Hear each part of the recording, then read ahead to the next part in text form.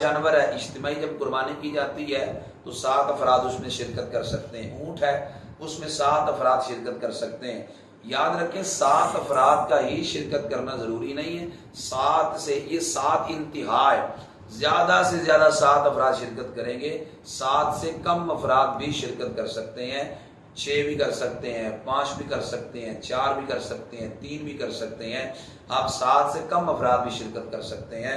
और इसी तरह उसके अंदर सबके हिस्से बराबर होना जरूरी नहीं है। एक बंदा ऐसा वो कहता है मैं 2 हिस्से डाल लेता हूँ, एक कहता है मैं 3 डाल लेता हूँ, जायज है।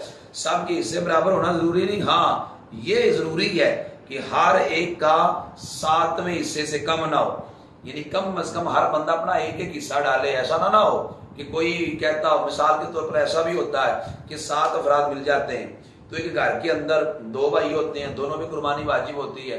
वो कहते हैं यार कुर्बानी का जानवर तो बड़ा महंगा है, 15,000 हिस्सा डाल रहा है बड़ी कुर्बानी के अंदर। तो 2 भाई कहते हैं चलो 7,000 दो में पा लेने हैं, चलो कुर्बानी भी हो जाएगी, तो चलो को माल भी बच जाएगा। अगर वो दोनों 7-7 हजार डालकर 15,000 दे देते हैं, अब इन दोनों का हिस्सा 7वें हिस्से से कम है, 7वां तक